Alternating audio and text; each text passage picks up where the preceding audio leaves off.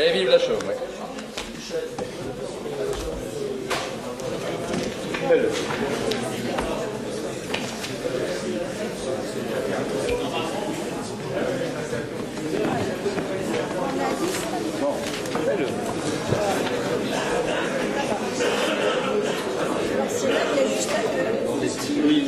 Jean-Marie, c'est Jean-Michel. Voilà, c'est pour ça qu'on est là sur table. Là, c'est bien. Elle est bonne, la tienne. Elle est bonne, celle-là. On y va, on y va. On avance. On n'a pas fini. Bien.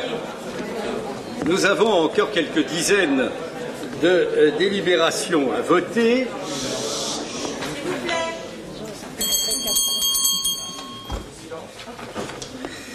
Bien, l'objet, c'est la SAMSO, déléguée autorisation d'exercice.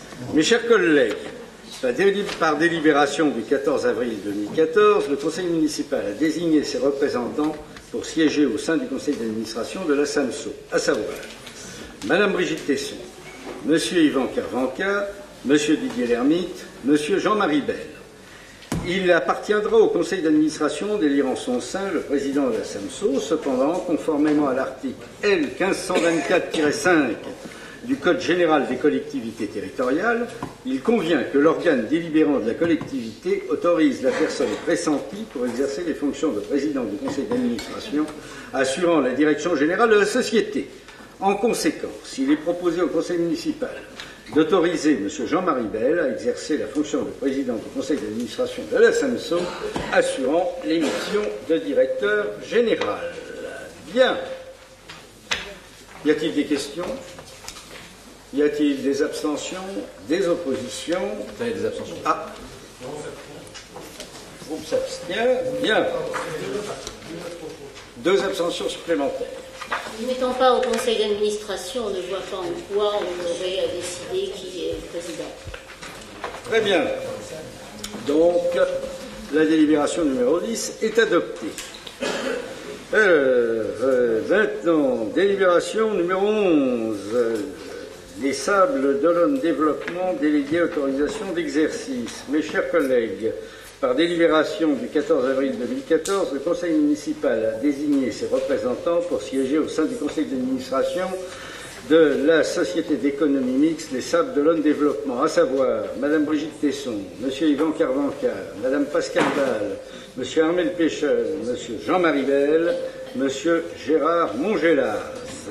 Il appartiendra au conseil d'administration d'élire en son sein le président de la société Les Sables d'Olonne Développement. Cependant, conformément à l'article L. 1524-5 du Code général des collectivités territoriales, il convient que l'organe délibérant de la collectivité autorise la personne pressentie pour exercer les fonctions de président du conseil d'administration assurant la direction générale de la société. En conséquence, il est proposé au conseil municipal d'autoriser M. Jean-Marie Belle à exercer la fonction de président du conseil d'administration de la société d'économie mixte Les Sables d'Olonne Développement, assurant les missions de directeur général. Question? Nous allons donc passer au vote. Y a-t-il des abstentions?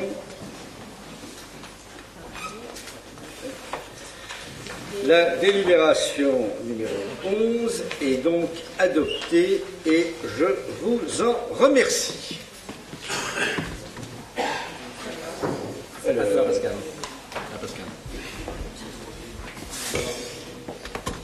L'école des formations maritimes bénéficie d'une remise de 50% sur les frais de stationnement de son bateau Le Grand Mât.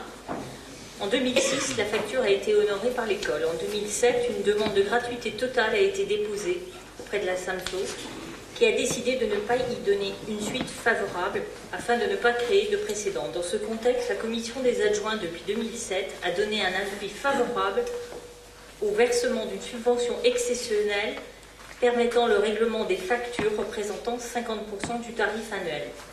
Au titre de l'année 2014, l'École des formations maritimes demande ainsi l'attribution d'une subvention pour faire face à la facture de la SAMSO d'un montant de 1 558,50 €. Monsieur le maire propose à notre Assemblée de maintenir ce soutien à l'École des formations maritimes et de verser une subvention de 1 558,50 € à l'école des formations maritimes et de dire que les crédits correspondants sont inscrits au budget communal.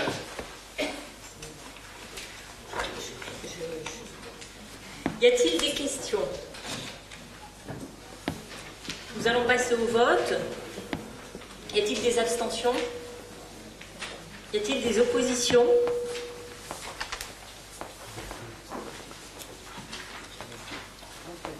Bien.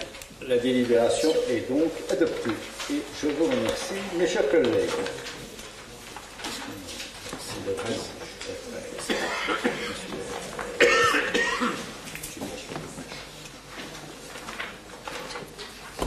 Subvention exceptionnelle, opération route pêche.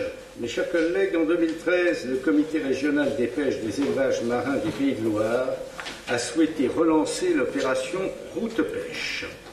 La manifestation s'est déroulée le 15 juin 2013, accompagnée d'une variété d'animations visant à promouvoir la filière pêche et les produits de la mer locaux auprès du public. Au-delà du soutien logistique apporté par la ville des Sables-d'Olonne, stand, barrières de sécurité, M. Johnny Jounot, président du COREPEM, donc Comité régional des pêches, avait sollicité une subvention de 1 000 € auprès de la collectivité afin de financer la publicité autour de cette manifestation et de proposer aux visiteurs une dégustation des produits locaux. Par courrier du 25 mars 2013, la collectivité a fait part au président du COREPEM de l'avis favorable de la commission des adjoints pour un soutien logistique et le versement d'une subvention de 1 000 €. Par courriel en date du 10 avril 2014, le COREPEM a informé la collectivité du non-paiement de la dite subvention. En conséquence, afin de régulariser ce dossier, il est procédé au conseil municipal d'approuver le paiement d'une subvention de 1 000 € au comité régional des pêches, des élevages marins des Pays de Loire, au titre de l'opération route pêche de l'année 2013. Nous allons donc tenir les promesses de nos prédécesseurs. Alors, y a-t-il sur ce point des questions? Pas de questions. Nous allons passer au vote. L'héritage. Nous allons passer au vote. Des abstentions, des oppositions. Bien, cette délibération est adoptée sans difficulté et je vous en remercie. Délibération numéro 14, finances communales, exercice budgétaire 2014, décision modificative numéro 1. Par délibération en date du 10 février 2014, le Conseil municipal a approuvé le budget primitif 2014, budget principal, budget des opérations assujetties à la TVA, budget assainissement. Il apparaît nécessaire de procéder au réajustement de crédits liés au fonctionnement des services, à la notification des bases de fiscalité et de la dotation globale de fonctionnement. Monsieur le maire propose par conséquent à notre Assemblée d'approuver la décision modificative numéro 1 et d'autoriser les écritures budgétaires suivantes.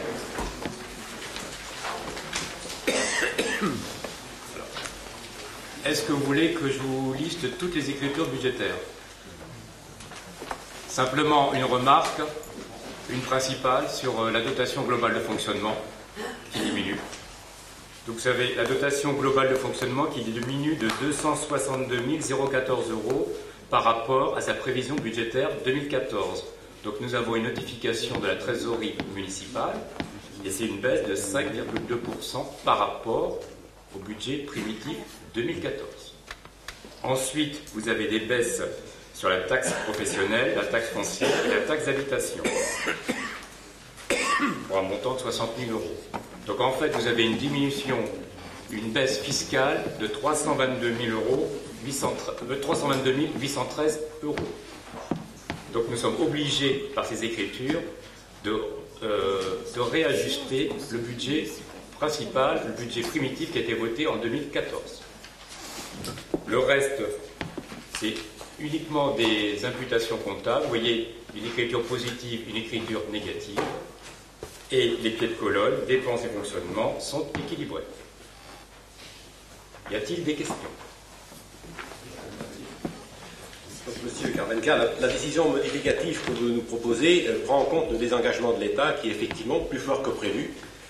Lors du vote du budget 2014, le 10 février, la moins-value est au total de 271 000, parce qu'il y a effectivement aussi une plus-value de 37 000.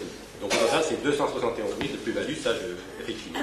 Et donc, afin de rééquilibrer le budget, suite à cette diminution de recettes, vous proposez de réduire l'autofinancement prévisionnel de 322 000 et vous répercutez cette recette en moins en investissement sur les crédits prévus pour la médiathèque. Rappelons que le budget voté prévoit un crédit de 640 000 € pour ce projet de médiathèque. Donc en réduisant ce crédit de 322 000, vous le ramenez à 320 000. Une partie de cette somme a déjà été engagée pour financer les honoraires et les études qui étaient nécessaires à la réalisation du projet de médiathèque L'Écume, qui a été retenu par le conseil municipal, y compris la première adjointe actuelle, le 15 décembre 2013 et le 10 février 2014 pour l'approbation du marché de maîtrise d'œuvre. Ce projet a déjà mobilisé environ 400 000 € en 2013 et en 2014. Pour la programmation, l'organisation du concours, l'indemnisation des candidats, les études préalables, la maîtrise d'œuvre. Le projet étant, semble-t-il, abandonné, il faut tout reprendre à zéro si un nouveau projet doit voir le jour. Revoir la programmation en fonction du lieu choisi, organiser un nouveau concours, retenir un nouveau maître d'œuvre, faire de nouvelles études. C'est-à-dire que le projet est repoussé à une date lointaine, très incertaine. Qu'en sera-t-il, par exemple, des subventions promises par la DRAC pour le projet retenu par la précédente municipalité? Qu'en est-il du contrat de maîtrise d'œuvre signé pour le projet retenu? A-t-il été ou va-t-il être résilié? Dans quelles conditions? Un autre choix nous paraissait possible, sans amputer le crédit de la médiathèque, utiliser le crédit dépenses imprévues qui s'élève à 280 000 € au budget voté. Au contraire, vous abondez ce crédit de 26 000 €. Donc, je vous remercie de répondre à nos questions sur la médiathèque et nous ne voterons pas cette décision modificative qui entérine l'abandon du projet de médiathèque. Vous avez beaucoup dévié. Le projet de médiathèque n'est pas abandonné, il est transformé. Nous sommes en contact avec la DRAC. Je vous réponds sur la médiathèque. Il est nécessaire de faire un autre concours, on est bien d'accord. Oui, mais nous sommes en contact avec la DRAC. Le projet n'est pas maintenu dans l'état, ça c'est certain. D'accord, mais il est repoussé à une date lointaine. Pourquoi lointaine? Parce qu'une programmation, un concours, ça demande des délais. Retardé, mais pas forcément si lointaine. Bien, écoutez, on ne va pas ergoter sur tout. Le contrat de maîtrise d'œuvre peut être arrêté à chaque phase. Il est arrêté à ce stade. Voilà. Donc, pour la... Stade de l'APS. APS.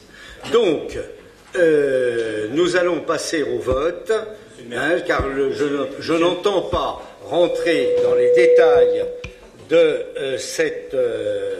la médiathèque. Ce n'est pas le budget, c'est autre chose. Ce n'est pas une question qui est à l'ordre du jour, et nous allons passer au vote. Bien. Qui, dans cette affaire, s'oppose? Qui s'abstient? Qui s'oppose? Voilà. La décision, et donc la délibération, est adoptée. Si, elle est adoptée, c'est comme ça. Je suis désolé. Mais non, il a monopolisé. Madame la première adjointe, est-ce que je peux vous interpeller avec le sourire? Est-ce que votre commission d'éthique est toujours d'actualité?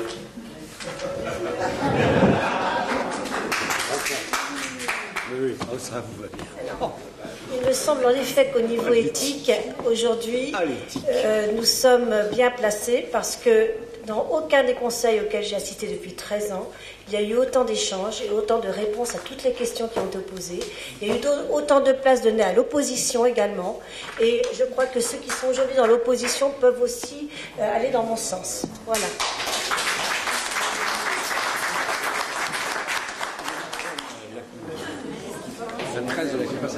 Moi néanmoins j'avais quand même une question à poser avant le vote. Mais non, mais c'est incroyable parce que quand même on parle de médiathèque sur une sur quelque chose. Moi je m'excuse, mais il n'y a pas de sujet de la médiathèque ce soir. Nous sommes sur le budget. Okay. Mais la médiathèque n'est pas à l'ordre du jour. Alors moi je m'interrogeais, c'est tout. Hein. Monsieur Mercier, alors sur le budget, il a voté. Mais non, mais je m'interrogeais sur ces différences qui avaient lieu sur la médiathèque, parce que je ne l'avais pas vu ici, c'est tout. Bon, c'est pas l'heure du jour.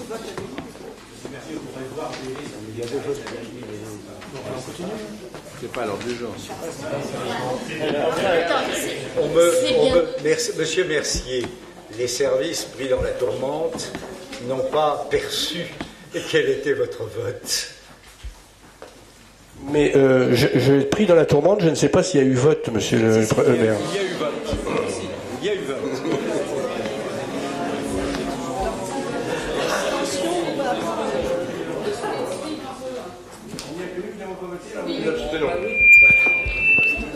Je vous remercie infiniment. Délibération numéro 15. Allez, Yvan, tu vas. Délibération numéro 15. Fixation des taux d'imposition des contributions directes 2014. En application de la loi numéro 80-10 du 10 janvier 1980, il appartient aux conseils municipaux de fixer les taux d'imposition des 4 taxes directes locales: taxe d'habitation, taxe foncière sur les propriétés bâties, taxe foncière sur les propriétés non bâties, taxe professionnelle. Ces taux sont déterminés en fonction du produit global des contributions nécessaires à l'équilibre du budget et des bases d'imposition de chacune des taxes. Ces bases sont calculées par les services fiscaux en tenant compte, d'une part, d'un coefficient d'actualisation voté par le Parlement et, d'autre part, des variations de la matière imposable. La communauté de communes des Olonnes ayant institué la taxe professionnelle unique depuis le 1er janvier 2001, la ville des Sables-d'Olonne ne perçoit plus de taxe professionnelle depuis cette date. Par la suite, l'article 2 de la loi de finances pour 2010 a prévu la suppression de la taxe professionnelle à compter du 1er janvier 2010 et institué la contribution économique territoriale composée de la cotisation sur la valeur ajoutée des entreprises, CVAE, et de la cotisation financière des entreprises, CFE. Cependant, la ville continue de percevoir de la communauté de communes une dotation de compensation égale à la différence entre, d'une part, son produit global de la taxe professionnelle 2000 et, d'autre part, le montant de la taxe additionnelle perçue par la communauté de communes en 2000 et le montant des charges transférées, et aussi une dotation de solidarité. Le mouvement de matière imposable de 2013 à 2014 s'établit comme suit.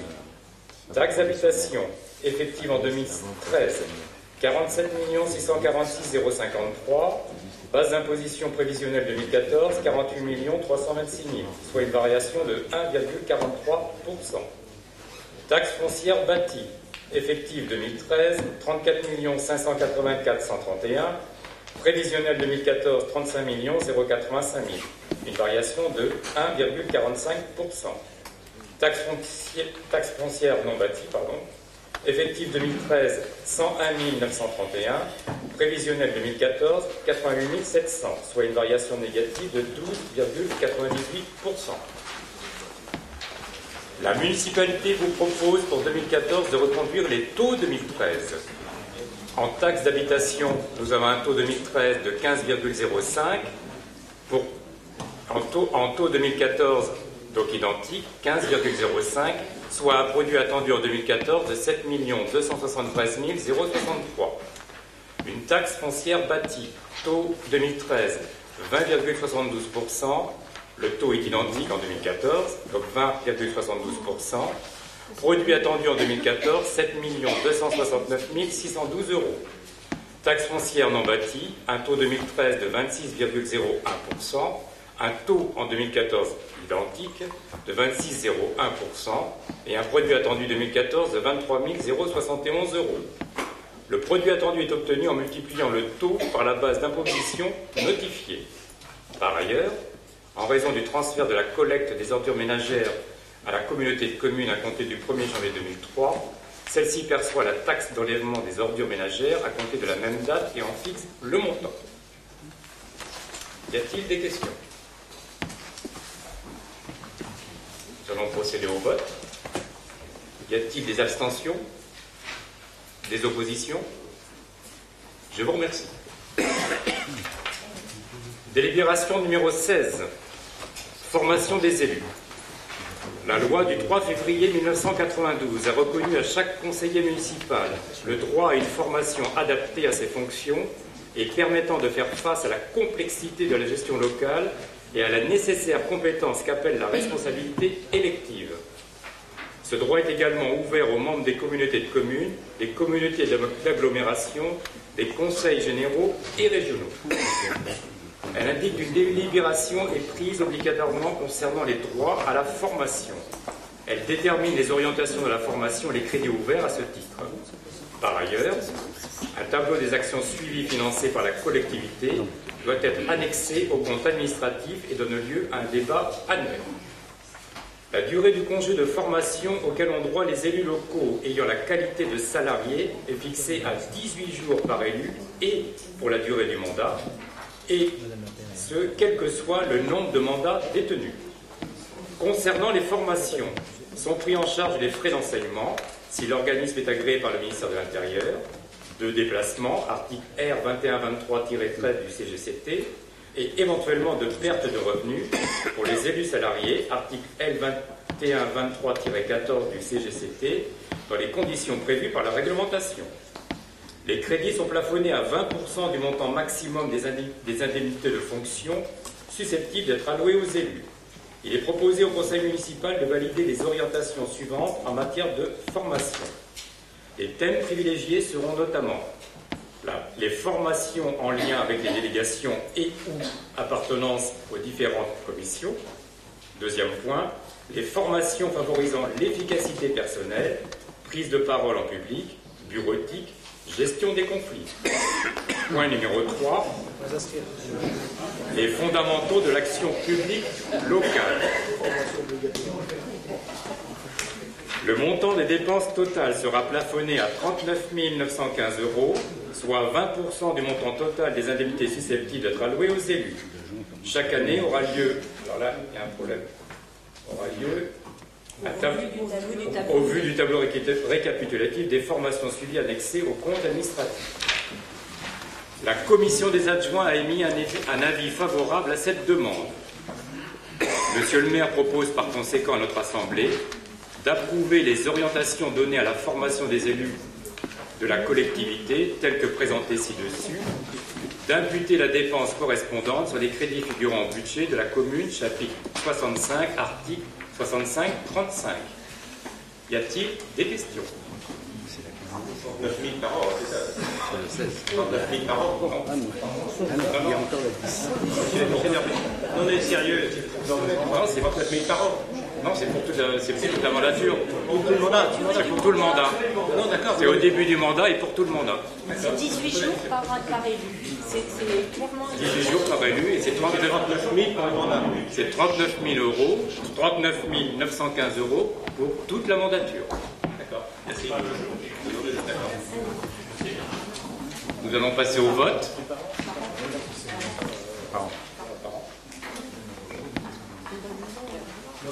Voilà, il me semblait bien que c'était par an. Et ce que je voulais vous dire, c'est que les crédits que vous évoquez, soit sous le chapitre 65, 63, 55, il faudra les abonder parce qu'il y a 4 000 € actuellement de crédit. Oui. Donc, si c'est 39 000 € par an, c'est pas suffisant. Voilà, c'est ça. Tout à fait, c'est prévu. Ça n'avait pas été prévu? Ça n'avait pas été prévu, monsieur Henry? Non, ça monsieur Michel, ça n'avait pas été prévu parce que les 3 dernières années, la moyenne était de 1 000 € par an. Ah d'accord. Voilà. Oui. Non, mais vous me posez une question, je vous réponds. Ouais, d'accord, mais je suis intéressé par la réponse. Mais... Donc je rectifie, c'est bien 39 915 € par an. Voilà. D'accord.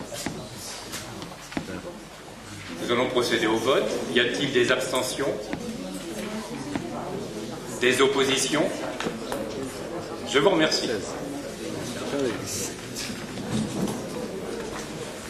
Délibération numéro 17.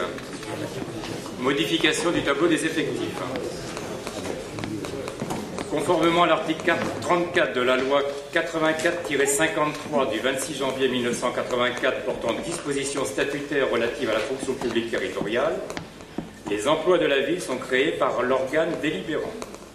Afin de prendre en compte les mouvements du personnel suite au départ et au recrutement d'agents, il convient de modifier le tableau des effectifs.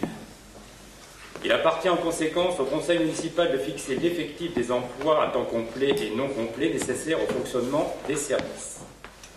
Alors là, vous voyez qu'il y a un poste de supprimé au profit d'un poste créé. Un poste d'agent territorial spécialisé dans les écoles maternelles qui a été supprimé au profit d'un agent social de première classe du CCAS. Y a-t-il des questions? Nous allons procéder au vote. Y a-t-il des abstentions?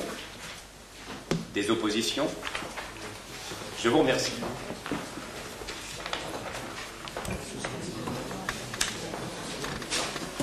Alors, projet de délibération, objet emploi de cabinet. Mes chers collègues, conformément à l'article 110 de la loi 84-53 du 26 janvier 1984, portant statut de la fonction publique territoriale, si les gens s'échauffaient, le conseil municipal peut librement décider du nombre maximum de collaborateurs de cabinet en fonction de la strate géographique de la collectivité. Ainsi, la ville des Sables-d'Olonne peut, au regard de l'article 10 du décret 87-1004 du 16 décembre 1987, inscrire au tableau des effectifs un maximum de 3 postes de collaborateurs de cabinet, compte tenu de la strate démographique de la collectivité. La création de ce 3e poste a été entérinée par la délibération du conseil municipal en date du 14 avril 2014. La rémunération proposée pour cet emploi était prévue en référence à l'indice brut 826, majoré 677.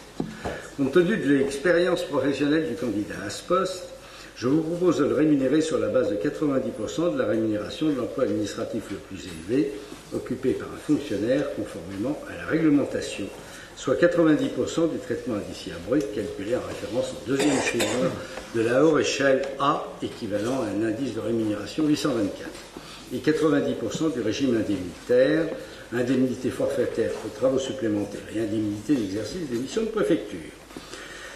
Je propose par conséquent à notre Assemblée de rémunérer cet emploi de cabinet à hauteur de 90% du 2e echelon de la haute échelle A, équivalent à indice de rémunération 824, de lui octroyer un régime indemnitaire à hauteur de 90% du régime indemnitaire de l'emploi administratif le plus élevé occupé par un fonctionnaire, de dire que les crédits nécessaires sont inscrits au budget au chapitre 012, fonction 020, ce qui doit, sauf erreur de ma part, et pour transcrire ce langage administratif et comptable, par environ 4 000 € par mois.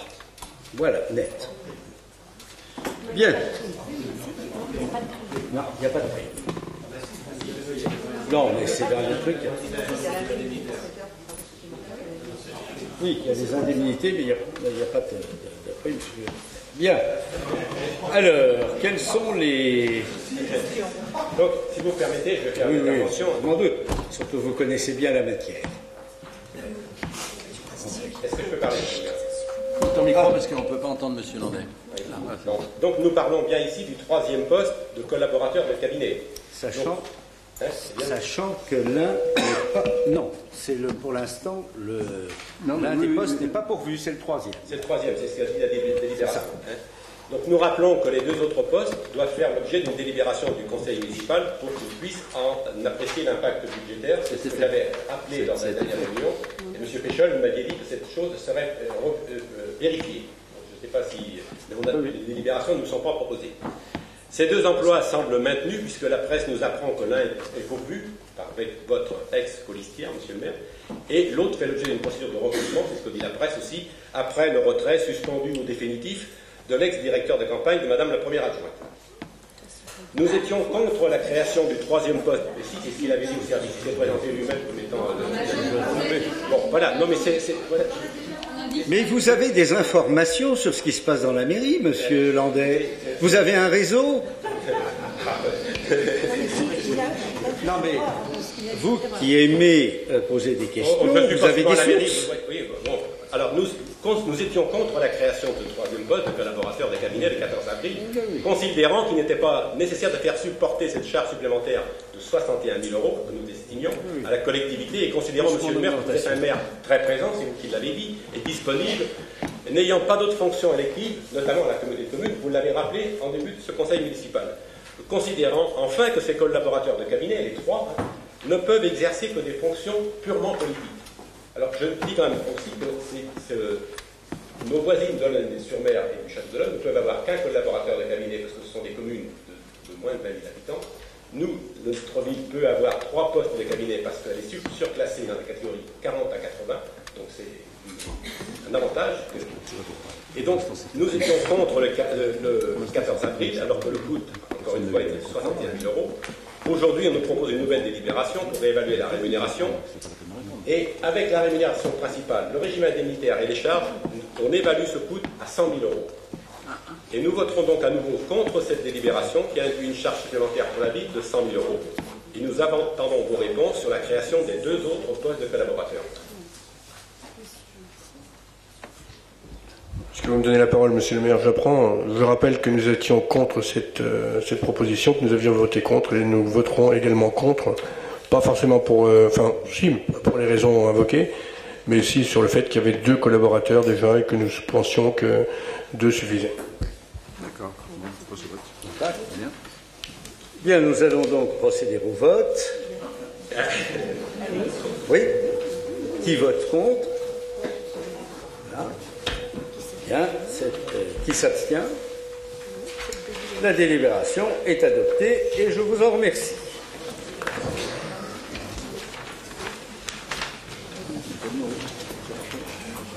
Délibération numéro 19, indemnité de conseil au trésorier municipal. L'arrêté interministériel du 16 décembre 1983 fixe les conditions d'attribution de l'indemnité de conseil allouée aux comptables des services extérieurs du Trésor chargés des fonctions de trésorier des communes et des établissements publics locaux. Il stipule notamment en son article 3 que l'indemnité de conseil est acquise au trésorier municipal pour toute la durée du mandat du conseil municipal. Suite au renouvellement du conseil en date du 4 avril 2014, compte tenu des prestations assurées du décompte établi, il y a lieu de procéder à une nouvelle délibération.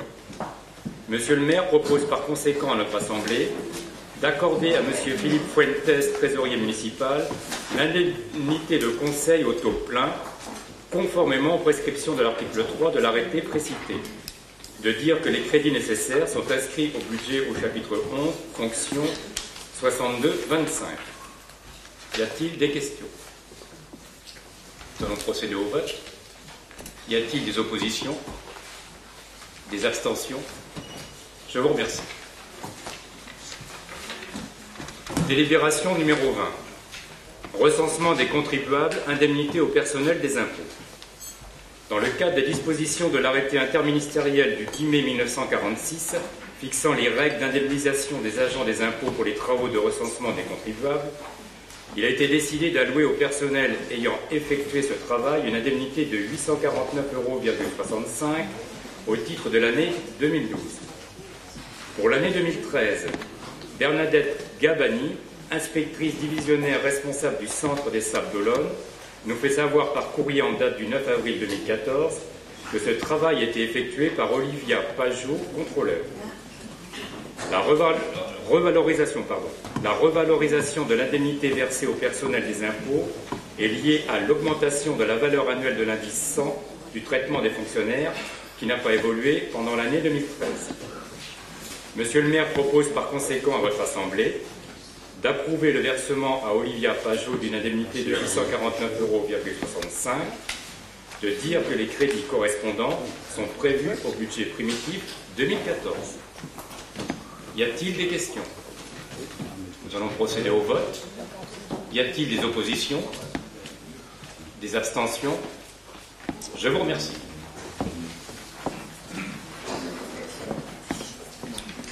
Alors à présent, la délibération numéro 21 relative à la modification numéro 2 du plan local d'urbanisme, prescription de la procédure.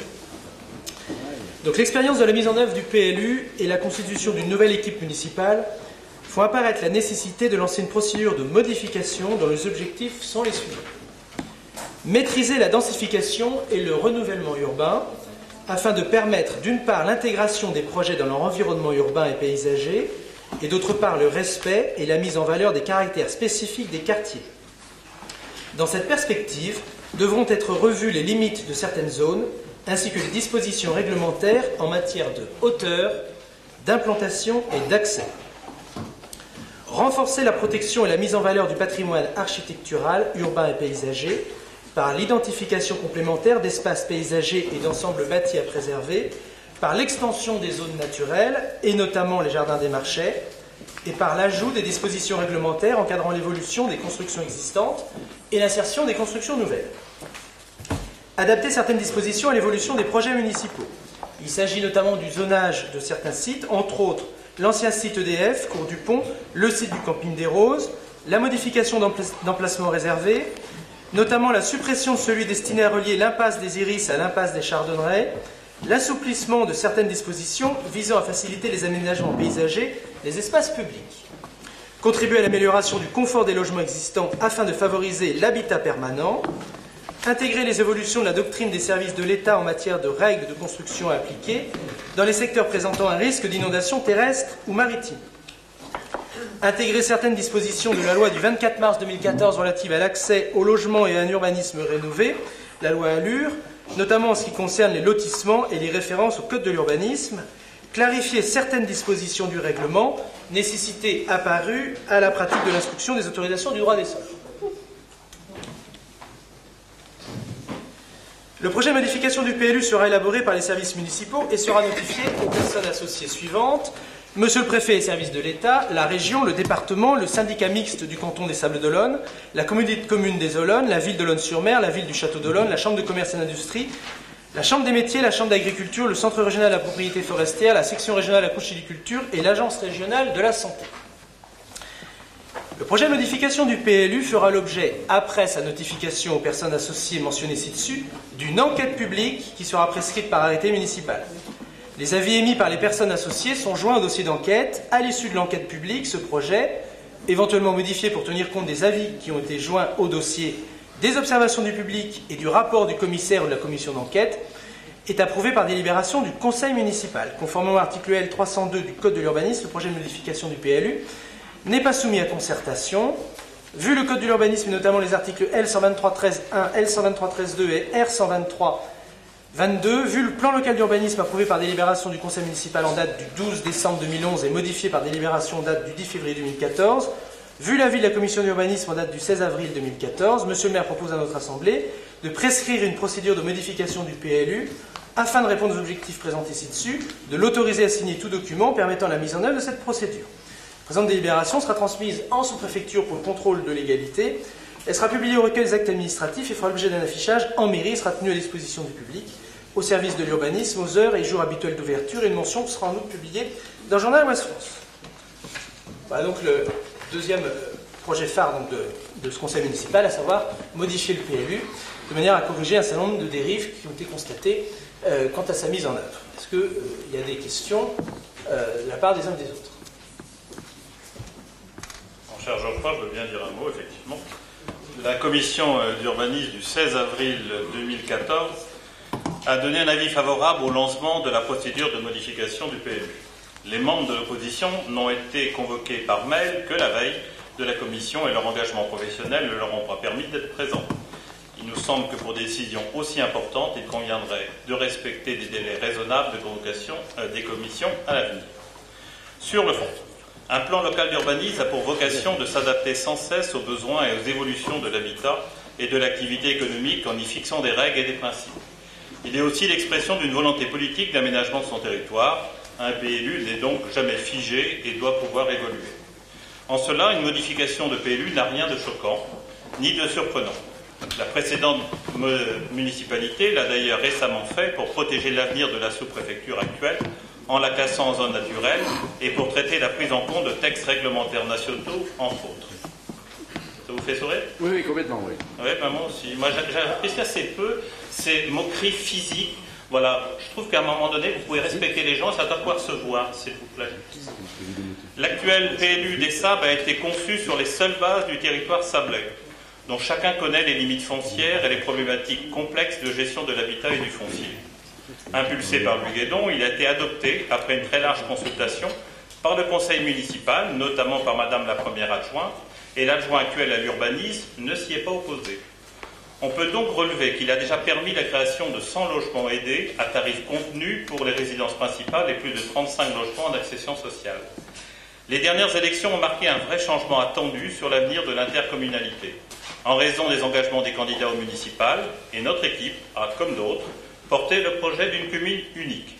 Dans cette logique partagée, la communauté de communes des Olonnes a installé la semaine dernière la commission urbanisme PLU intercommunale.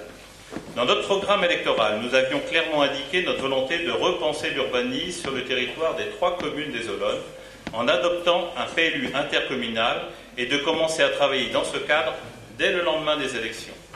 La loi Allure du 24 mars 2014 a en effet prévu que les communautés de communes deviendront automatiquement compétentes en mars 2017, c'est-à-dire demain, en matière de PLU qui deviendront donc intercommunaux.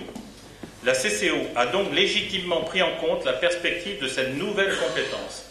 Le travail de la commission Urba-PLUI de la CCO aura pour mission d'élaborer un PLU intercommunal qui remettra donc en cause les PLU actuels qui ont été conçus sur une logique de territoire communal. Les problématiques d'aménagement du territoire, des politiques de logement et des zones économiques seront donc revues sur une nouvelle échelle, ce qui modifiera considérablement les règles actuelles, surtout pour la ville des Sables. C'est une vraie chance pour la ville des Sables, enclavée entre ces 2 communes voisines et la mer. On peut donc légitimement se demander s'il n'y aurait pas été plus pertinent, plus logique, de revoir le PLU des Sables dans ce cadre intercommunal, plutôt que de continuer à traiter l'urbanisme uniquement sur le seul territoire sablais. Modifier le PLU actuel des Sables, sans attendre le PLU intercommunal, gage de cohérence et de vision commune, ne serait-il pas perçu comme un acte anticommunautaire par la population des Olonnes? On peut donc s'interroger sur la cohérence politique de cette modification purement sablaise. Par ailleurs, on peut noter que l'actuel adjoint urbain de la ville n'est pas membre de la commission urbanisme PLUI de la CCO. Je m'en étonne, j'en suis surpris, je le regrette pour lui. Il ne sera donc pas présent pour défendre les intérêts et la spécificité de notre territoire, lui qui est au cœur de cette compétence au sein de notre commune et que je respecte. Là aussi, on peut s'interroger sur la cohérence politique et technique et si nos élus sablais n'ont pas laissé à d'autres le soin de réfléchir à l'avenir du centre-ville de notre future agglomération. Nous relevons aussi votre volonté de conserver l'impasse des Iris et de renoncer à sa future liaison. Sur ce dossier, on pourrait s'interroger si l'intérêt général n'est pas sacrifié au profit d'intérêts privés avec un possible conflit d'intérêts à venir.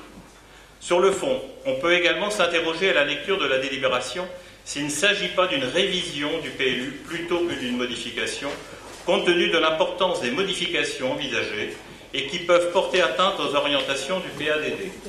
Dans ce cas, cela nécessiterait une procédure beaucoup plus lourde, encore plus coûteuse et surtout incohérente avec la démarche concomitante que la CCO devra lancer pour l'élaboration d'un PLU intercommunal. La prudence serait donc de s'accorder au niveau communautaire pour lancer de suite un PLU intercommunal cohérent. La municipalité ayant déjà, dans l'attente du PLUI, toutes les compétences pour conserver par exemple les jardins familiaux déjà prévus dans le mandat précédent, ou encore agir sur les permis de construire futurs par le biais de l'intégration urbaine, pour ne reprendre que certains points de votre délibération. Pour toutes ces raisons, nous pensons que le PLU ne peut être que communautaire et surtout pas uniquement sablais. Nous nous abstiendrons donc sur cette délibération de modification du PLU sur la seule échelle sablaise et nous sommes favorables au lancement immédiat du PLU intercommunal. D'autres observations? Bon, une observation. D'abord, vous dites qu'il y a une commission urbanisme le 16. La communauté de communes s'est dotée fort normalement. Non, la communauté, vous parlez de la communauté de communes, mais il n'y a pas eu de réunion. Il y a eu une réunion de l'urbanisme. Je m'étais assuré que vous ayez bien reçu une convocation, M. Mercier. Non. Pardon. Je suis honnête. Moi, je l'ai reçu par mail la veille, effectivement, la veille pour le lendemain, mais les obligations professionnelles. Non, je ne l'ai pas reçu. J'ai reçu un coup de téléphone disant que je ne pourrais pas être présent, et donc on m'a dit effectivement, on va revoir la date. Mais je n'ai pas été. D'accord. Alors, je vais vous répondre. Mais j'avais d'autres questions, mais je pouvais répondre à cette question. Non, je vais vous répondre sur la question de la commission. Je m'étonnais pour la commission. Bon. Alors, écoutez, je suis navré. Effectivement, qu'aucun membre de l'opposition n'est plus associé à cette commission urbanisme. Remarquez, on peut s'inscrire à beaucoup de commissions là maintenant. Hein, voilà. Laissez-moi parler, monsieur Mercier. Non, mais... du 16 avril 2000... Oui, ça n'a pas toujours été le cas d'ailleurs. Bon, du 16 avril 2014. Bon. Néanmoins, il n'y avait absolument rien d'illégal à ce qu'elle se réunisse dans la semaine de sa constitution, et les dispositions du second alinéa de l'article L 2121-22 du Code général des collectivités territoriales ont été parfaitement respectées. Bon. Je pense qu'on ne peut pas se plaindre, comme l'a fait Mme Gauvin lors du dernier conseil, que nous ne faisions rien, et récriminer ensuite sur le fait que justement nous sommes en plein travail. Ça me paraît assez logique et bien peu constructif. Alors ensuite, je voudrais préciser quand même qu'il y avait une certaine urgence à ce que la commission d'urbanisme se réunisse dès la semaine d'installation du conseil municipal. Ça faisait plus d'un mois qu'aucune réunion s'était tenue. Non, mais je partage ça parce que c'est des commissions très contraignantes tous les 15 jours parce qu'il y a des délais respectés. Voilà. Non, mais je ne conteste pas qu'il faille... Voilà, simplement, c'est vrai que peut-être la première réunion, c'est peut-être pas celle-là qu'il aurait fallu lancer ce débat-là. Alors, justement, les affaires courantes, ça aurait été un respect pour tout le monde, ça aurait été aussi simple, je crois. Je vais y répondre. Alors, effectivement, il y avait des délais, on était obligé de tenir cette réunion. Alors, sur la procédure... Donc, vous étiez obligé de ne pas m'inviter là. Non, écoutez, j'ai demandé à la responsable de l'urbanisme, j'ai même vérifié auprès d'elle en disant est-ce que M. Mercier a bien été convoqué, et elle m'a dit qu'elle y avait pourvu. Donc écoutez, je ne sais pas ce que vous avez comme adresse mail ou ce que vous avez donné comme adresse mail à la mairie, mais je me suis personnellement inquiété de savoir si l'opposition avait bien été invitée. Bon, alors ensuite, il ne vous échappera pas aux uns et aux autres que la procédure de modification du PLU ne nécessite pas nécessairement de débat au conseil municipal, ni même de délibération du conseil municipal. C'est un pouvoir qui appartient au maire seul, et monsieur le maire aurait pu décider tout seul de mettre le PLU, enfin d'engager la procédure de modification du PLU. Nous avons choisi de soumettre la commission au conseil municipal, de manière à ce que les choses soient décidées en toute transparence, et qu'il puisse éventuellement y avoir un débat. Oui, bah, d'accord, mais qui peut le plus, peut le moins. Et j'allais dire, non seulement... D'accord, bon, écoutez-moi, la commission d'urbanisme, vous n'y étiez pas, néanmoins, le conseil municipal, aujourd'hui, est réuni et tout à chacun a liberté de s'exprimer. Bon, monsieur Mercier, vous vouliez donner encore quelques questions, puis après je répondrai à monsieur Perron.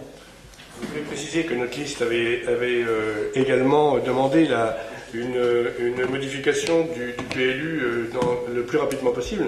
Donc la question c'est, vous n'êtes pas sans ignorer qu'il y a déjà eu une modification récente. Est-ce qu'on peut refaire une modification rapidement et quels sont les délais qui doivent être tenus pour une nouvelle modification? Donc ça, c'est la première chose. La deuxième chose, je m'interrogeais effectivement sur la suppression d'emplacements destinés à relier l'impasse des Iris à l'impasse des Chardonnerets. Alors, bon, si vous voulez, je crois comprendre, mais je n'ai pas très bien compris. Enfin, je vous pose la question. Et puis troisièmement, je confirme donc que notre liste était d'accord pour une...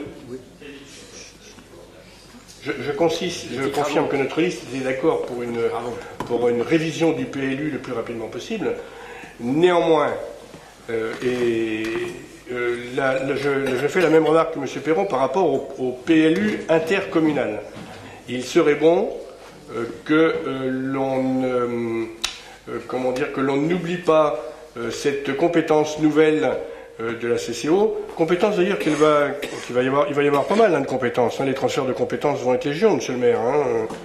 Il va falloir réfléchir à tout ça. Je diminuerai mes indemnités. De la CCO? Non, parce que je n'en ai pas. Oui, mais non, mais je plaisantais. Si j'ai moins de travail. Je plaisantais.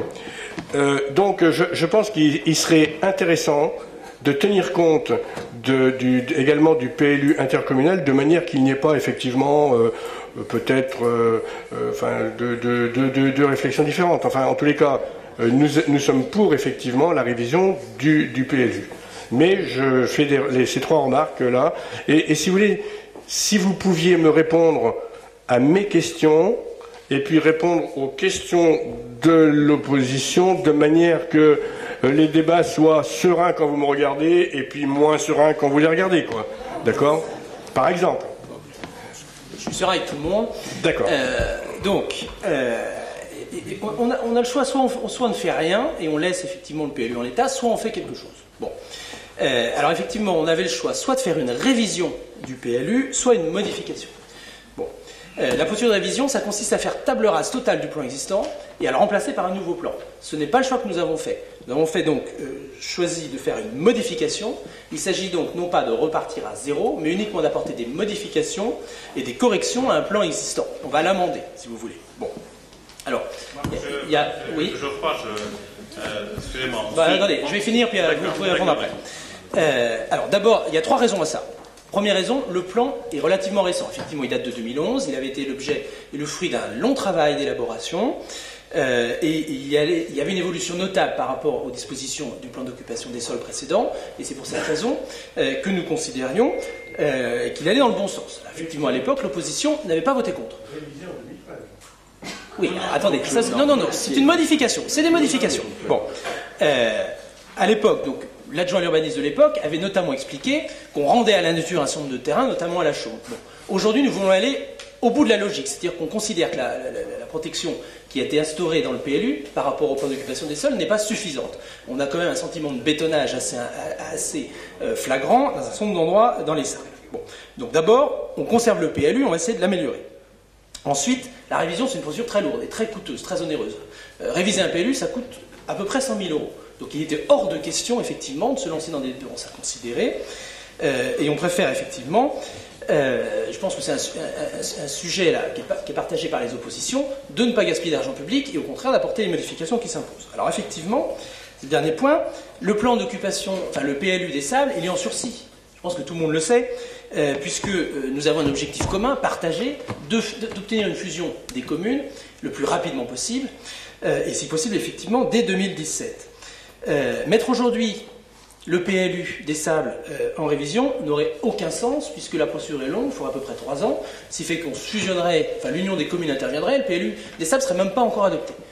Donc la procédure de modification consiste dans l'attente de la fusion, puisque quand on aura une fusion de communes, effectivement, il faudra repartir sur un PLU intercommunal. Et là, il faudra faire une procédure de révision. Donc en attendant, on va faire une procédure de modification, laquelle va être rapide. Alors, Monsieur Mercier, pour répondre à votre question, le calendrier à peu près le suivant.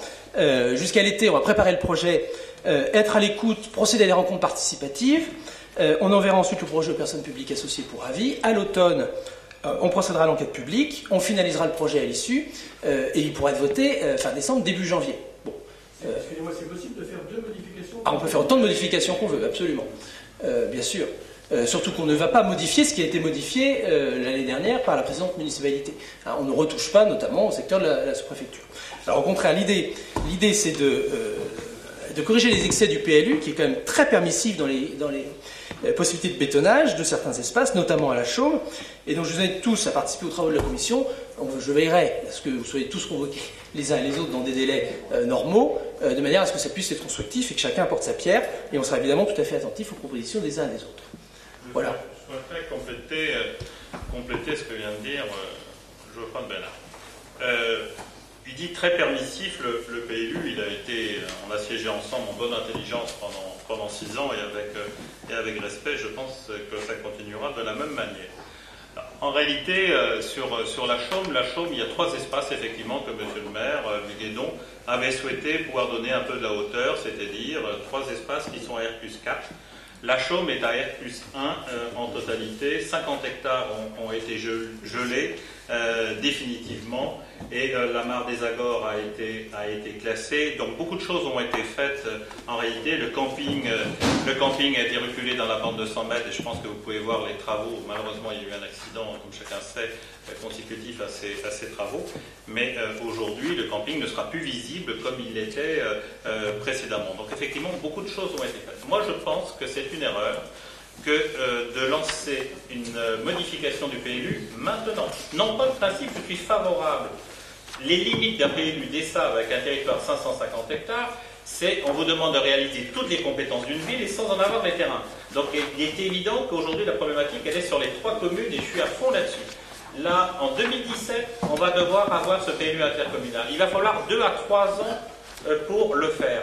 Donc en même temps, vous allez lancer la modification du PLU des sables, et en même temps, la communauté de communes va lancer la création d'un PLU intercommunal. Ça n'a plus de sens. Surtout que vous avez les moyens réglementaires sans aucun problème pour être capable de réguler les demandes qui vous arriveraient aujourd'hui. À partir du moment où vous leur... Mais si, c'est très... juridiquement, non. Écoutez, c'est très facile. C'est très facile. Ah ben ça peut bien. C'est très facile, c'est tout à fait possible. Le jardin des marchés est absolument pas constructible. Vous le savez très bien, il y a eu des débats par rapport à ça. Est-ce qu'on peut parler de l'EPF? Non, mais comment se fait-il alors que l'établissement public foncier ait acheté toute une série de petits terrains pour une somme...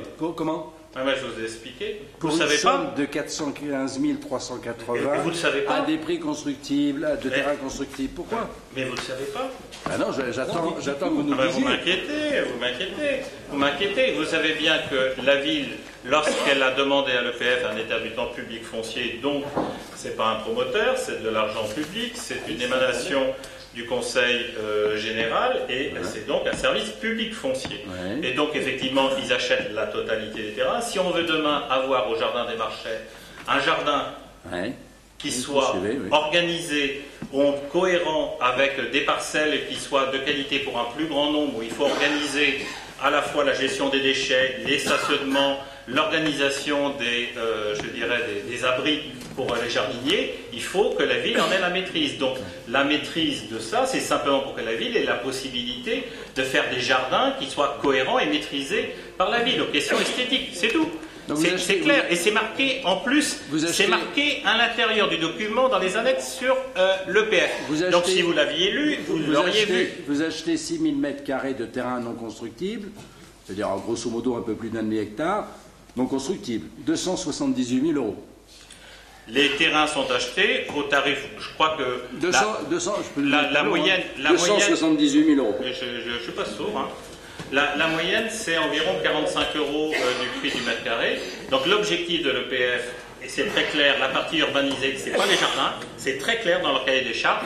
Les jardins n'étaient pas une priorité d'acquisition. Lorsqu'il y avait un vendeur, la ville a accepté d'acheter lorsqu'il y avait un vendeur, mais l'objectif est bien de faire des jardins. C'est marqué très clairement et d'en avoir la maîtrise, parce qu'il y a aussi des gens qui souhaitent vendre, et c'est donc simplement un aménagement de jardin. Et un classement AAU, ça donne des jardins.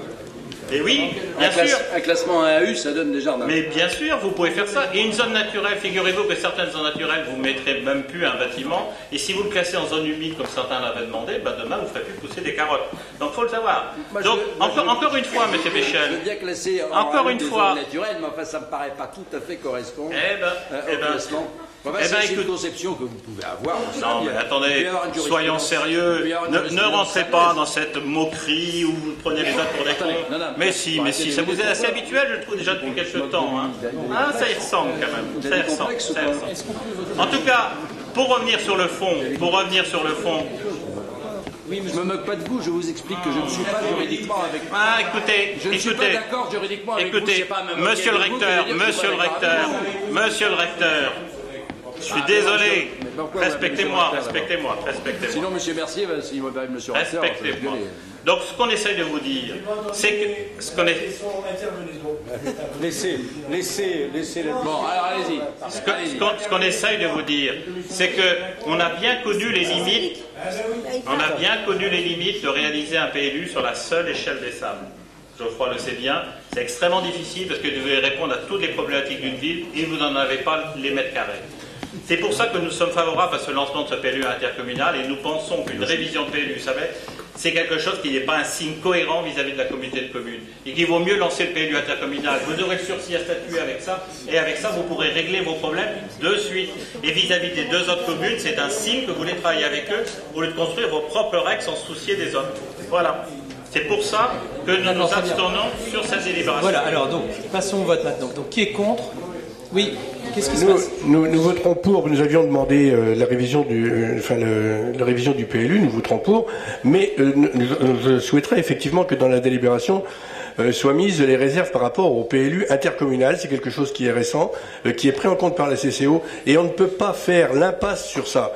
Je comprends cette demande, mais il faut bien travailler avec l'intercommunalité sur cette chose-là, notamment. Nous sommes absolument d'accord. Mais bien sûr, mais oui, mais... Non, mais le problème, c'est que... Il n'y a pas d'antagonisme entre la modification et la mise en œuvre d'un... Au contraire, il s'agit d'arrêter justement un certain nombre de constructions qui peuvent pousser n'importe où, de manière à ce qu'on ait quelque chose de joli et de cohérent. Mais bien sûr que si. Tout le monde a vu le boulevard La Place, cet immeuble de 4 ou 5 étages. Oui, on est d'accord. Il peut y avoir aussi les entrées de ville, au Château de l'Eune où il y a une règle, et puis au Sable de l'Eune où il y a une autre règle. C'est pour ça qu'on... Ah ben oui, mais c'est important ce genre de choses. Jusqu'à présent, il n'y a aucune harmonisation entre les règles d'un côté ou de l'autre du chemin de ceinture. Oui, mais c'est important, important qu'on parle d'harmonisation néanmoins dans cette modification. Mais on est d'accord. Monsieur Versier, la révision eût été incompatible avec la mise en chantier d'un flux intercommunal, mais pas la modification. Ça, c'est un risque juridique que nous prenons. C'est pas un risque, c'est pas vraiment un risque, parce qu'il ne vous échappera pas que la loi Allure a modifié justement un certain nombre de choses, et notamment le principe maintenant, c'est la modification. La révision ne s'impose que si on veut changer les orientations définies dans le PADD, ou si on veut porter atteinte à la protection des milieux et des paysages. Ou à un EBC. Alors non, on a regardé très soigneusement le PADD. Il n'y a strictement rien dans notre projet qui est un projet de protection de l'environnement et de maîtrise urbaine qui s'oppose aux prescriptions du PADD. De toute façon, le projet n'est pas encore défini. Il va y avoir donc une enquête publique. On va écouter les uns et les autres avant que le conseil municipal soit appelé à délibérer à nouveau sur le projet. Donc c'est juste aujourd'hui le lancement de la procédure de modification. Donc est-ce qu'il y a des gens qui s'abstiennent ? Ils votent contre. Voilà, donc la délibération est adoptée. Alors, juste sans lancer le débat, mais j'aurais voulu, puisqu'on parle de fusion, on parlait de fusion et d'intercommunalité. Oui, mais c'est pas le moment. C'est pas le moment. Il y a 44 délibérations. Si vous prenez la parole à chaque fois après avoir qu'on ait voté une délibération, ça va être compliqué. Non, mais vous n'en avez pas pour longtemps, monsieur Mercier. C'est passé. Je vais prendre 30 comme secondes. vous le souhaitez. Je vous remercie, monsieur le maire. Je vais prendre 30 secondes. Je voulais simplement dire que tout le monde parle de la fusion.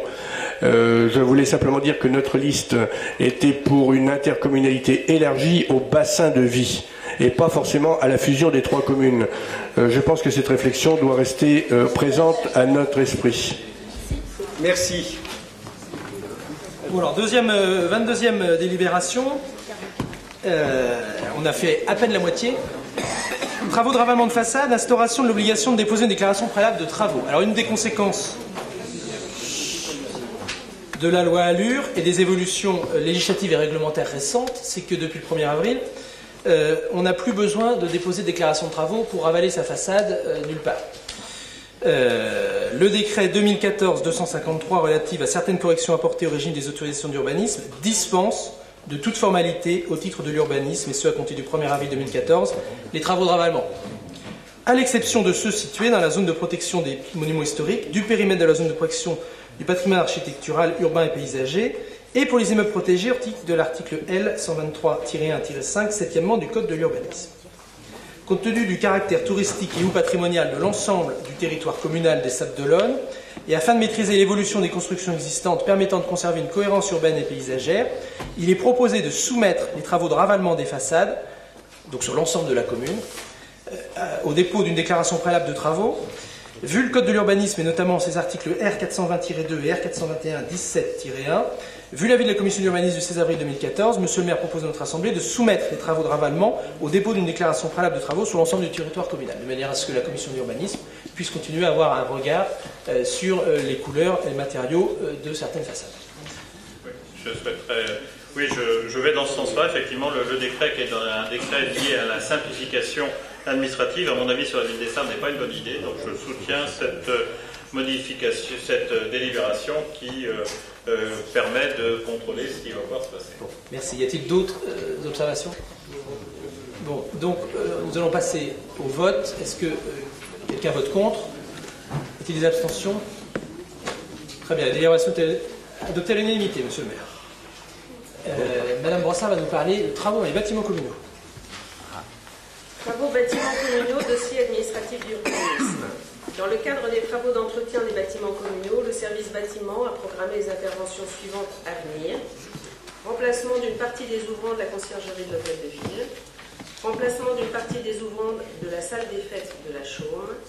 ravalement de l'Institut Sport Océan, remplacement d'une partie des ouvrants de l'école Clémenceau, réfection de la toiture du bâtiment nord de l'école primaire Pajot, réfection de la toiture d'un logement boulevard Franklin-Roosevelt, réfection de la toiture de l'église Saint-Nicolas.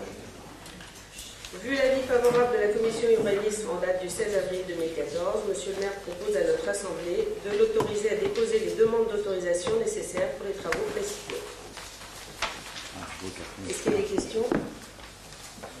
Deux petites questions. Est-ce que ces travaux sont budgétisés? Oui. Ils étaient prévus depuis longtemps. Il y en a qui avaient déjà été reportés, mais qui sont indispensables étant donné les fuites qu'il y a. Voilà. C'est prévu au budget. Oui, bah, à la prochaine commission d'organisme, on en reparlera avec les personnes du bâtiment. Et en deuxième petite question, j'aurais bien aimé que, vu l'avis favorable de la commission d'urbanisme de la 16 avril 2014, soit arrivé, puisque tous les membres n'ont pas. Non mais alors, Monsieur Mercier, avez-vous reçu le compte-rendu de cette réunion du 16 avril 2014? Parce qu'il a été envoyé normalement aujourd'hui par le service de l'urbanisme. Non, pas plus. Ça a été envoyé aujourd'hui, c'est... Non, j'ai été aujourd'hui, Ah bah voilà. Bon. On pourra en reparler à la prochaine réunion si ça vous inquiète. Est-ce que...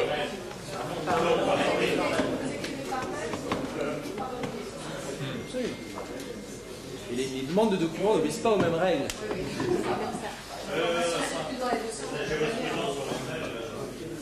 Alors, question 23, est-ce qu'il y a des abstentions? Des contre? Merci. Bon, alors je reprends la parole à propos de la libération numéro 24, la mise aux normes de l'accessibilité, amélioration de l'acoustique de la Solo du Bon. Il y a 3 avenants, enfin, au lot 4, 6 et 8. Donc, par délibération du 29 juillet 2013, le conseil municipal a validé le lancement de travaux, comportait 8 lots attribués et notifiés le 20 décembre 2013 pour un montant total de 231 228,46 € à différentes entreprises. Je peux lister, mais bon, je ne pense pas que ça commence à grand intérêt. Au cours des travaux, donc, des aménagements techniques sont apparus nécessaires. Donc, il y a 3 modifications. Le numéro 4, une plus-value pour modification des habillages des poteaux, 2356,50 €.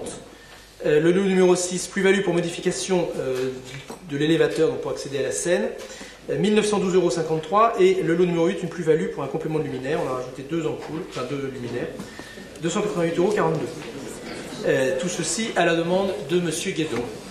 Les nouveaux montants des marchés pour les lots désignés seraient donc lot numéro 4, plafond suspendu, 46 621,71 €. Lot numéro 6, plateforme élévatrice, 13 000 €. Lot numéro 8, électricité courant fort et faible, 22 638,50 €, donnant un nouveau montant global de travaux de 235 785,91 €. Monsieur le maire propose donc en conséquence à notre assemblée de valider les avenants numéro 1, lot 4, 6 et 8 et autoriser monsieur le maire ou son représentant à signer les avenants numéro 1 à intervenir. Y a-t-il des questions, des oppositions, des abstentions? À l'unanimité, monsieur le maire. Alors ensuite, oui. Délibération numéro 25, l'aide à l'habitat, attribution de prime ville, année 2014. Alors ce que je vous propose, c'est que je vais vous lire aujourd'hui la délibération intégralement, et puis puisqu'elle revient conseil après conseil, on se dispensera au prochain conseil de la lire. Depuis 1982, la politique en faveur de l'habitat ancien a suscité et permis la réhabilitation de plus de 3000 logements sur l'ensemble de la commune. Depuis l'achèvement des OPA en 2000 et compte tenu de la demande croissante sur la commune, le conseil municipal a étendu sur l'ensemble de la ville les aides municipales, propriétaires occupants et bailleurs. Les modalités d'attribution de ces aides ont évolué conformément aux délibérations du conseil municipal du 6 juillet 2009, 17 décembre 2012 et 16 décembre 2013, afin notamment de prendre mieux en compte le développement durable. Ces aides visent à encourager la reconquête des résidences principales, à favoriser les travaux d'économie et de maîtrise de l'énergie, à encourager le maintien à domicile de personnes âgées et de remettre aux normes minimales l'habitabilité des logements subventionnés par l'ANA. Les attributions individuelles de subventions relèvent de la compétence du conseil municipal et dans ses concessions. Le service urbanisme propose d'attribuer les subventions suivant le tableau que vous avez donc annexé à la délibération et dire que les crédits correspondants sont prévus au budget communal. Il s'agit donc de la réalisation d'un certain nombre de travaux qui ont été prévus, engagés depuis longue date. Donc, y a-t-il des questions, des abstentions, des oppositions? Je vous remercie. Délibération numéro 26, relative à l'acquisition de canalisation d'assainissement avec levée de servitude de passage appartenant au consort Berthomé situé à l'allée des Chasses-Marées.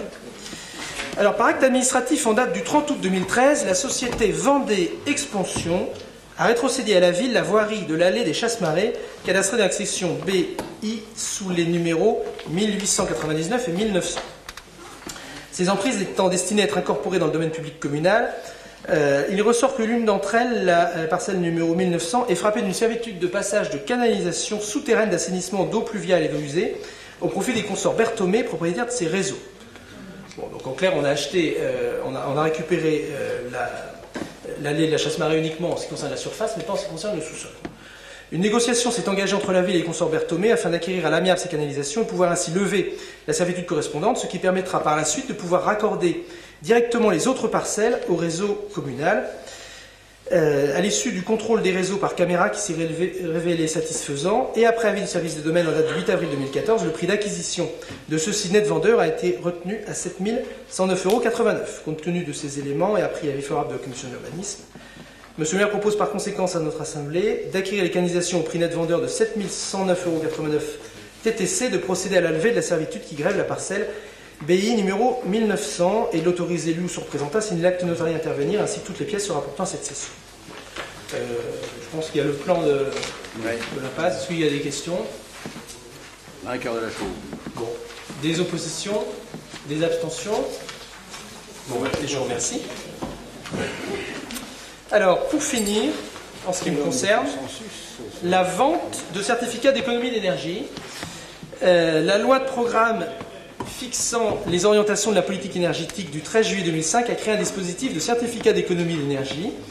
Ce dispositif instaure une obligation d'économie d'énergie aux vendeurs d'énergie et de carburant exprimés en kilowattheures cumulés actualisés. L'attribution donc de ces certificats d'économie d'énergie s'inscrit dans un processus légal strict, contrôlé par les services de l'État, l'ADREAL. Les collectivités ont la possibilité de faire valoir les économies d'énergie réalisées sur leur patrimoine et de valoriser les certificats ainsi obtenus en les cédant à des acteurs obligés. Donc le CIDEV, en partenariat avec Géo PLC, apporte un soutien aux collectivités vendéennes afin de valoriser donc les certificats d'économie d'énergie obtenus.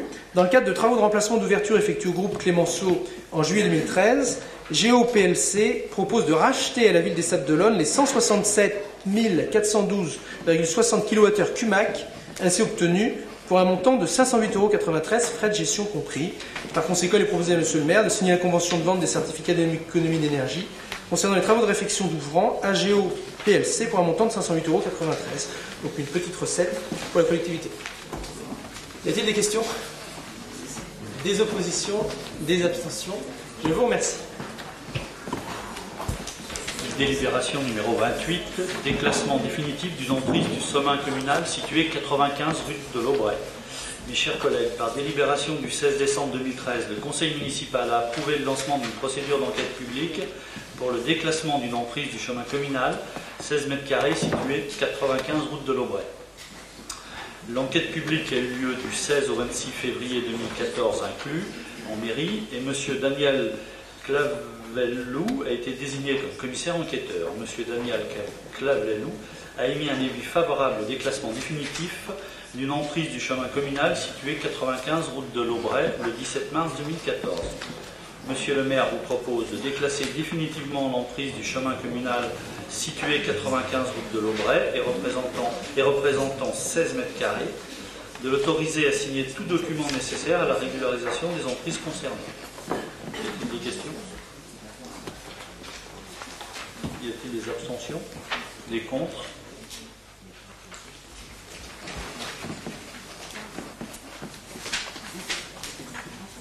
Alors, donc c'est à moi, si j'ai bien compris. Semblerait. Donc, délibération numéro 29.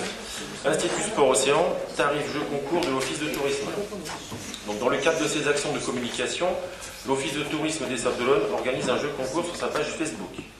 L'Office de tourisme des Sables-d'Olonne sollicite l'Institut Sport Océan pour un bon cadeau. L'Institut Sport Océan propose une sortie en goélette fil à eau pour 4 personnes, 2 adultes et 2 enfants, pour une valeur de 72 €. Après avis favorable de la Commission Activité Nautique, Gestion et Sécurité de la plage, réunie le 19 mars 2014, Monsieur le maire vous propose de voter la proposition suivante, une sortie en fil à eau pour 4 personnes, d'une valeur de 72 € comme lot au jeu concours organisé par l'Office de tourisme. Y a-t-il des questions? Des oppositions? Des abstentions? Donc c'est adopté. Parfait. Ma première est adoptée, donc c'est formidable. Pour 72 €. Je vais grever les budgets. Numéro 30, Institut Sport Océan, tarif parking adhérent de l'association Canoë-Kayak Côte de Lumière.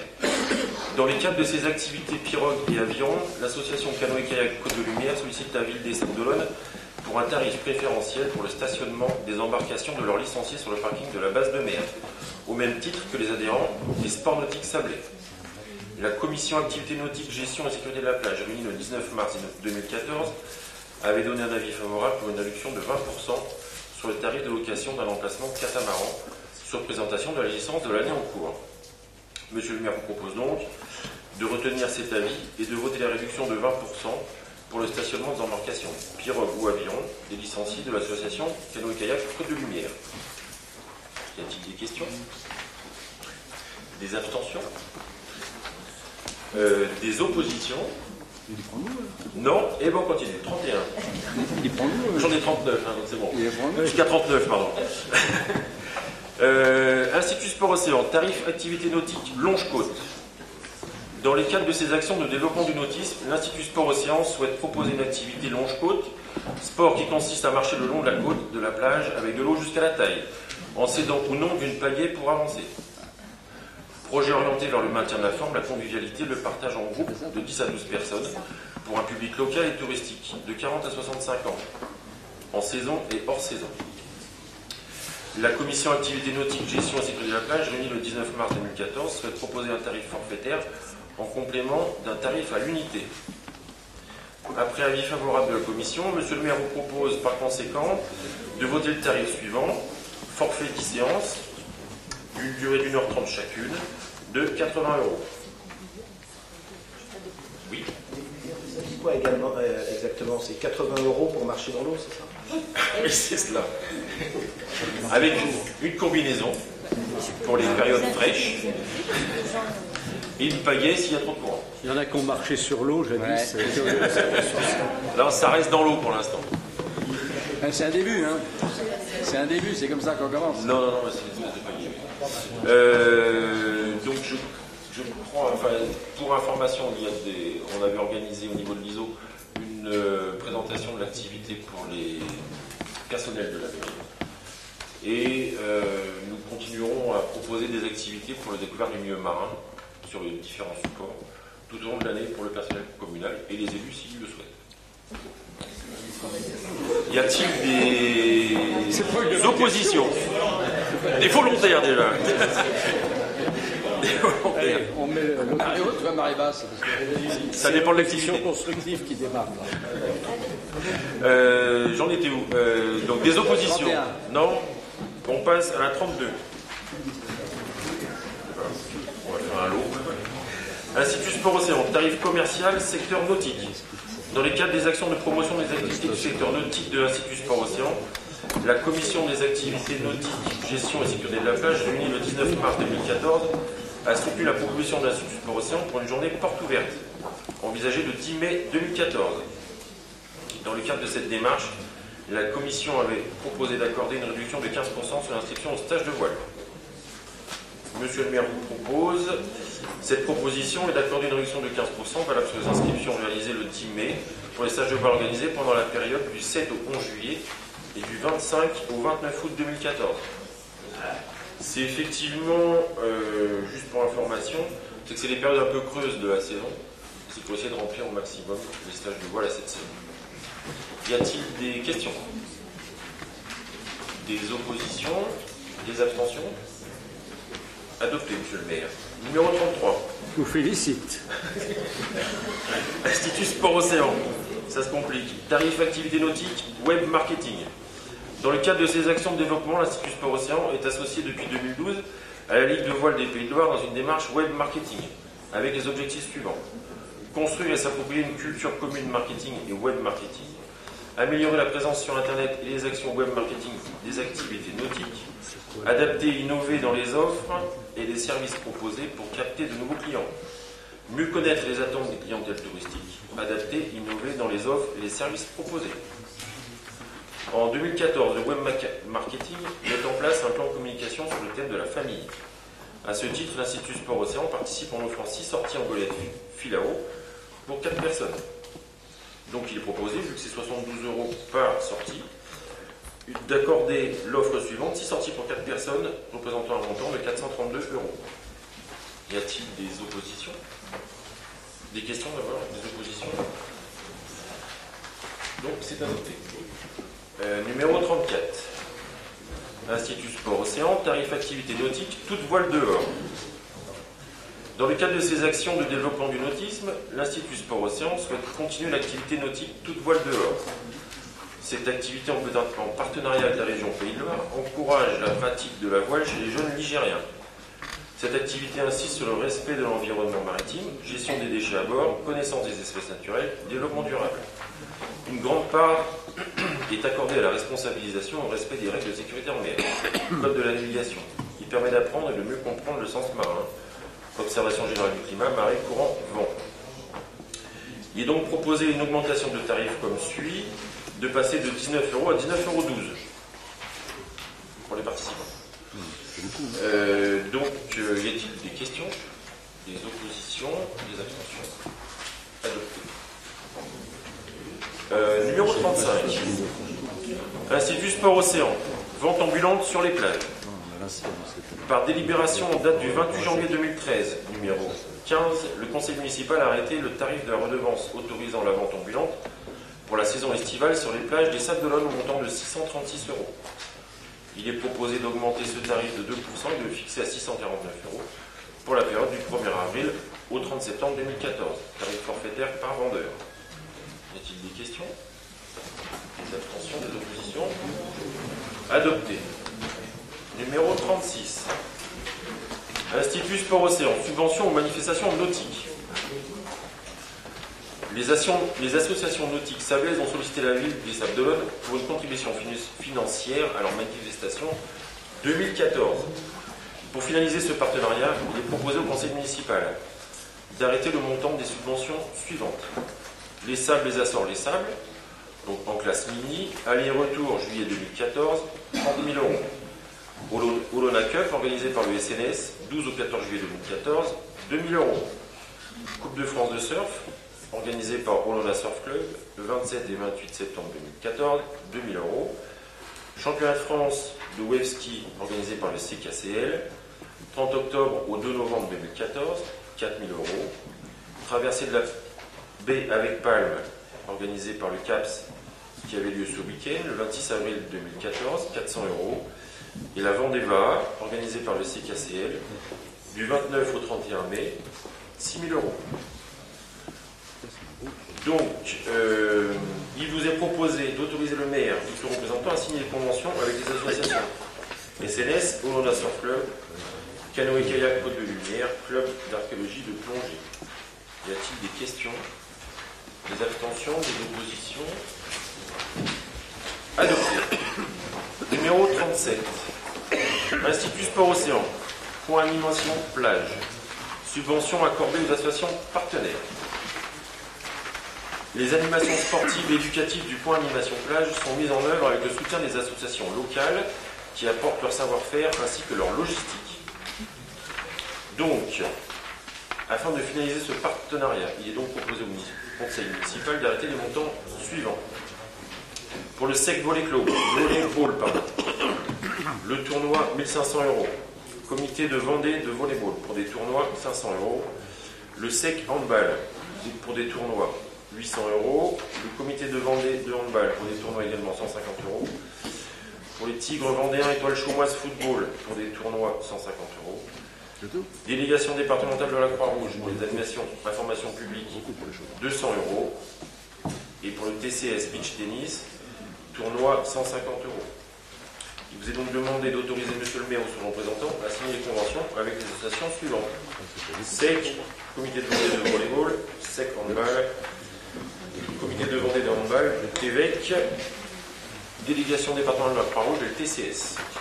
Y a-t-il des questions, des abstentions, des oppositions? Non, je continue. 38. Institut Sport Océan, convention pour une prestation de photofilmage. La commission activité nautique, gestion et sécurité de la plage, réunie le 19 mars 2014, a retenu la candidature de la société H2O, d'Anne-Sophie Renaud, spécialisée dans la photographie des activités nautiques pour des prestations de photofilmage sur les activités nautiques, touristiques, les animations, les formations et les événements nautiques de l'Institut Sport Océan durant la période de Pâques à fin novembre 2014. Les prises de vue réalisées pendant le déroulement des activités touristiques de l'Institut Sport Océan seront commercialisées par la société H2O d'Anne-Sophie Renaud auprès des stagiaires. En contrepartie, la ville des Sables d'Olonne disposera de reportages photographiques sur l'ensemble des activités de l'Institut Sport Océan. Activités nautiques, séjours sportifs, formation professionnelle, animation plage, événements nautiques. Monsieur le maire vous propose d'approuver les termes de la convention de partenariat établie entre la ville des Sables d'Olonne et la société H2O d'Anne-Sophie Renaud et de l'autoriser à la signer. D'autoriser la société d'Anne-Sophie Renaud à positionner un point de vente sur le site de Tanchette dans l'enceinte de l'Institut Sport Océan. Y a-t-il des questions? Des abstentions? Des oppositions? Adopté. Et numéro 39, convention de prestation avec l'association SNSM. Afin de satisfaire à ses obligations réglementaires en matière de balisage et d'assurer sa mission de police et de surveillance des baignades et des activités nautiques dans la zone des 300 mètres, à compter de la limite des eaux, la ville des Sables fait appel chaque année à la Société nationale de sauvetage en mer pour assurer les prestations. Il est proposé pour la saison 2014 de confier la mission de manutention, mouillage, maintenance et retirement du dispositif de balisage littoral des Sables d'Olonne à la station SNSM des Sables d'Olonne et de solliciter par convention le siège social de la SNSM pour le recrutement du personnel qualifié par la ville des Sables d'Olonne. Monsieur le maire propose donc d'approuver les termes des conventions établies entre la ville des Sables d'Olonne et la SNSM, d'autoriser monsieur le maire ou son représentant à les signer, de verser une subvention de 2 000 € à la station SNSM des Sables d'Olonne en contrepartie de la mission relative au balisage, d'approuver le versement d'une subvention calculée sur la base de 7 € par sauveteur et par jour de service au siège de la SNSM en contrepartie de la mission relative au recrutement du personnel de surveillance, de dire que les crédits sont inscrits au budget communal. Y a-t-il des questions? Des abstentions? Des oppositions? Merci pour tout. J'en ai fini. Bravo, oui. Un record. Bravo, Lionel. Délibération numéro 40. Dans le cadre de sa politique de développement de l'animation culturelle locale, la ville des Sables d'Olonne s'engage à soutenir financièrement et matériellement l'association Le Drôle de Festival pour la réalisation du Festival du Souffleur d'Arindel qui se déroulera du 5 juillet au 22 août 2014. La présente convention soumise à votre approbation précise les conditions du partenariat établi entre la ville et l'association Le Drôle de Festival. La commission culturelle du 17 avril 2014 a émis un avis favorable. Monsieur le maire propose par conséquent à votre assemblée d'approuver la convention de partenariat entre la ville des Sables d'Olonne et l'association Le Drôle de Festival, d'autoriser monsieur le maire ou son représentant à signer la dite convention, de dire que les crédits correspondants sont inscrits au budget communal. Y a-t-il des questions? Des abstentions? Des votes contre? Je vous remercie.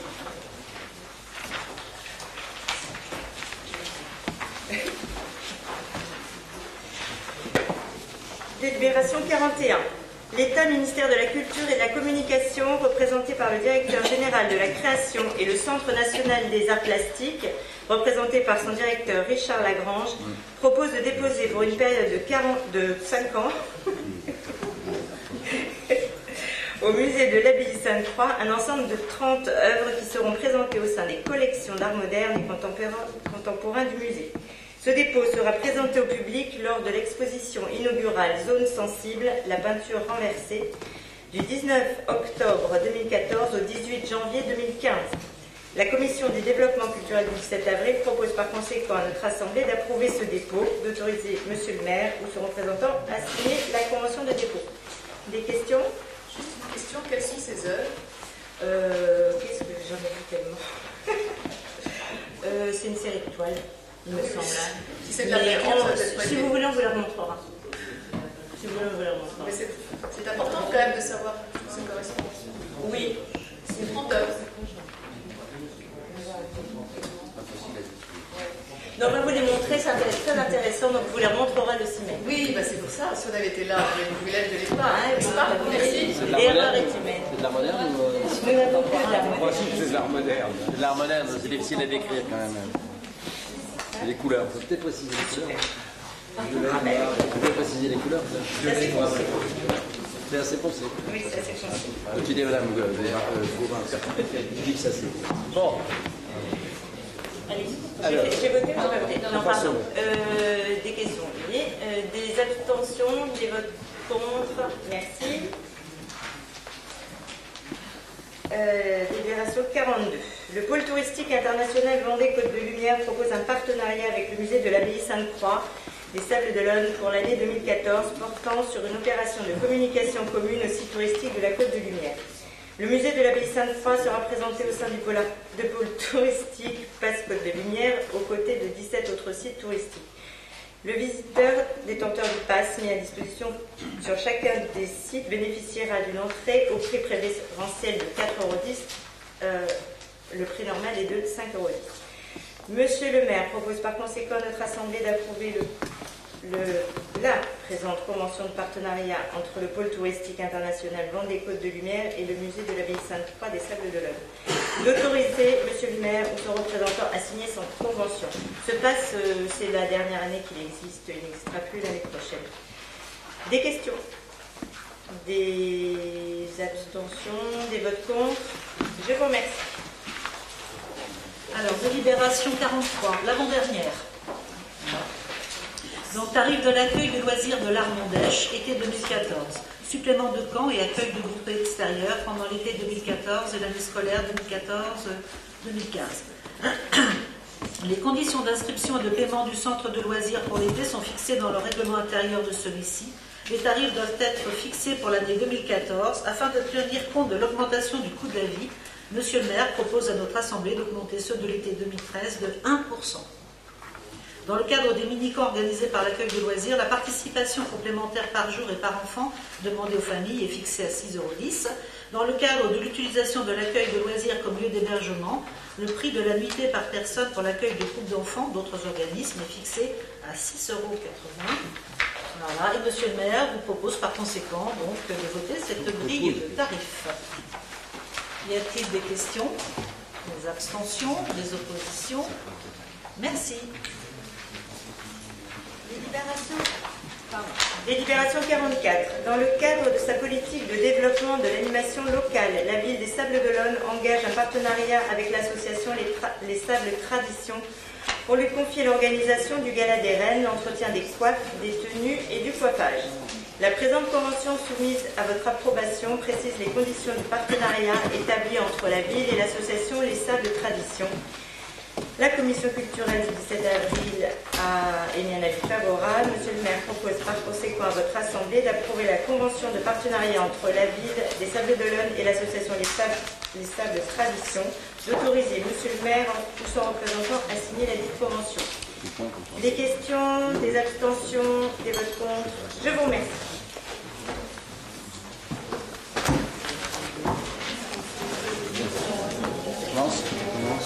Bien. Avant de passer éventuellement aux questions diverses, deux informations à donner au conseil municipal. Donc la première information concerne le parking Vinci. Donc chacun sait que le parking Vinci a fait l'objet de débats et de controverses pendant la campagne électorale. Celle-ci étant désormais à peu près apaisée, en tout cas pour les autres. Celle-ci étant désormais à peu près apaisée, donc nous avons repris à tête reposée la lecture des documents contractuels du parking Vinci et nous maintenons notre analyse, d'abord l'analyse juridique selon laquelle ce contrat peut être renégocié, éventuellement résilié, nous verrons, et l'analyse financière qui consiste à dire que le montage contractuel n'est pas parfaitement correct et que ce n'est pas normal que la ville verse chaque année 572 000 € de subventions pendant 30 ans. Il y a dans les tableaux des amortissements un certain nombre d'éléments qui nous paraissent pas très corrects. Donc, pour éviter toute polémique sur ce sujet, nous avons décidé de saisir un cabinet spécialisé dans l'étude des montages financiers des délégations de services publics, des concessions de services publics et surtout des partenariats publics-privés. Et c'était cette simple information, donc non agressive, que je voulais délivrer au conseil municipal. Et puis lorsque nous aurons le compte-rendu, l'avis d'experts financiers qui sera émis par cette personne ou ce cabinet, nous déciderons tous ensemble pour voir si nous choisissons la voie de la renégociation ou la voie de la résiliation. C'était une simple information. Juste une question. Vous avez connaissance du cabinet choisi ou du collège d'experts choisi? Pas encore, madame. Pour moi, c'est fini.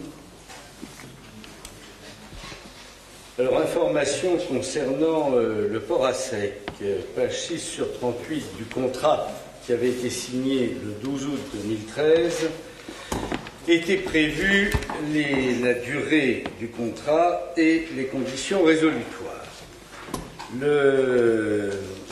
Ce contrat portait sur un montant de 5,9 millions d'euros, sachant que la ville garantissait l'emprunt à hauteur de 50% du prêt, soit 2,95 millions d'euros. Une condition, ce contrat était assorti d'une condition que le concessionnaire vende en pré-commercialisation 146 places de bateaux de 7,50 m avant le démarrage des travaux. Si le concessionnaire n'a pas trouvé l'apport nécessaire dans les 6 mois, à compter de la signature du présent contrat, alors je vous rappelle 12 août, donc le 12 février, le contrat était résilié, on n'a pas entendu parler. Celui-ci sera résilié sans qu'aucune indemnisation ne puisse être demandée à la ville par le concessionnaire. La précommercialisation évoquée dans cette convention n'a pas été réalisée et nous ne pouvons que constater la résolution du contrat. Voilà l'information que je souhaitais fournir au conseil municipal.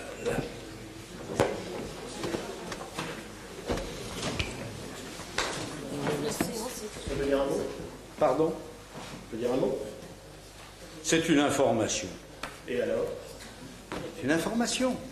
Un contrat est résilié, il n'y a pas de débat, je constate, et nous constatons tous que ce contrat est résilié. Et vous le recevrez d'ailleurs dans les 2 mois. Bien, la séance est levée.